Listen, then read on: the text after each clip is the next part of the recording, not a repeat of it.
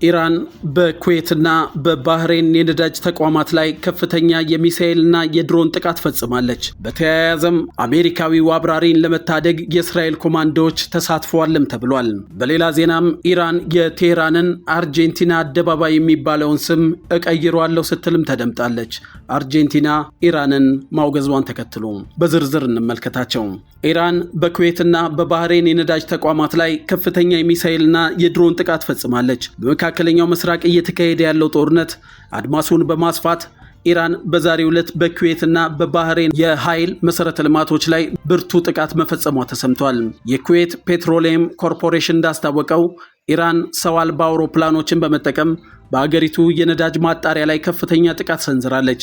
በጥቃቱ ሳቢያ በተቋማቱ ላይ ከፍተኛ ቃጠሎና መጠነ ሰፊ የቁሳዊ ንብረቶች ውድመት ማድረሱንም የመንግስት የነዳጅ ኮርፖሬሽን ገልጿል። በተመሳሳይ ሁኔታ ኢራን በባህሬን በሚገኘው 2 የኃይል መሰረተ ልማቶች ላይ ጥቃት የፈጸመች ሲሆን በ2 የነዳጅ ማጣሪያ ላይ ከፍተኛ ቃጠሎ ተከስቶ እንደነበረም ተዘግቧል። የእሳት አደጋ ሰራተኞች ቃጠሎውን በቁጥጥር ስር ለመዋል የቻሉ ቢሆንም የባህሬን ባለስልጣናት በጥቃቱ በሰው ሕይወት ላይ የደረሰ ጉዳት አለመኖሩን አረጋግጠዋል። አዣንስ ፍራንስ ፕሬስ እና የጀርመን ዜና አገልግሎት እንደዘገቡት ይህ የኢራን እርምጃ በክልሉ ያለውን የነዳጅ ገበያና የጸጥታ ሁኔታ ይበልጥ ስጋት ውስጥ ጥሎታል ተብሏል። ከዚሁ ጋር በተያያዘ አሜሪካዊውን አብራሪ ለመታደግ የእስራኤል ኮማንዶዎችም ተሳትፈዋል። አሜሪካውያን የጦር አውሮፕላኖች አብራሪ ከኢራን ምድር ለማስመለስ በተደረገው እጅግ አደገኛ ኦፕሬሽን ላይ የእስራኤል ልዩ ኮማንዶ ኃይሎች መሳተፋቸው ተሰምቷል።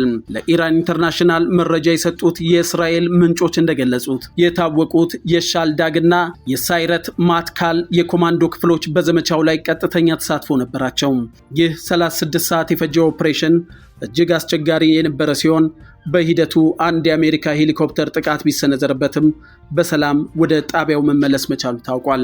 የእስራኤል ጠቅላይ ሚኒስትር ቤንያሚን ኔታንያሁ በዘመቻው ስኬት የተሰማቸውን ደስታ ገልጸው ለፕሬዝዳንት ዶናልድ ትራምፕ የእንኳን ደስ አላችሁ መልእክት አስተላልፈዋል።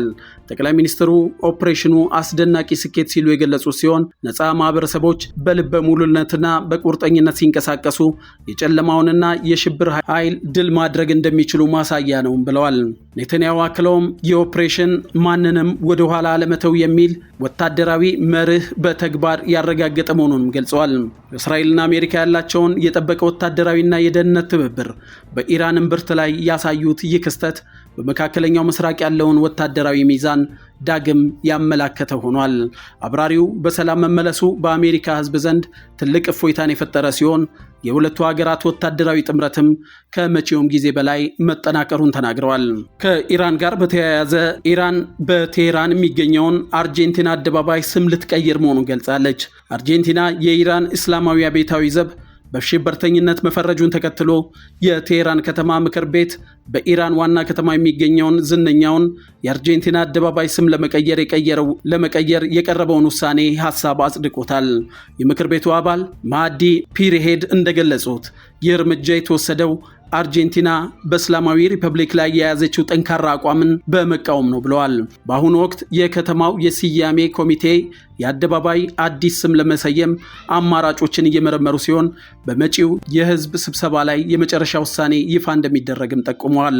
ለአደባባዩ አዲስ ስያሜ እንዲሁም ከቀረቡት አማራጮች መካከል በቅርቡ የተገደሉት የኢራን ከፍተኛ ወታደራዊ አዛዥ ስም እንደሚገኝበትም ታውቋል። አሚር አሊ ሃጂዛዲ፣ አሊንጌዛ ታንጋሲሪ፣ መሐመድ ባቅሪ፣ መሐመድ ፓክፑር እና ማጂድ ሙሳቪ የሚጠቀሱ ሲሆን ስያሜው ለእነዚህ አዛዦች ክብር ሲባል የሚሰጥ እንደሚሆን ተጠቁሟል።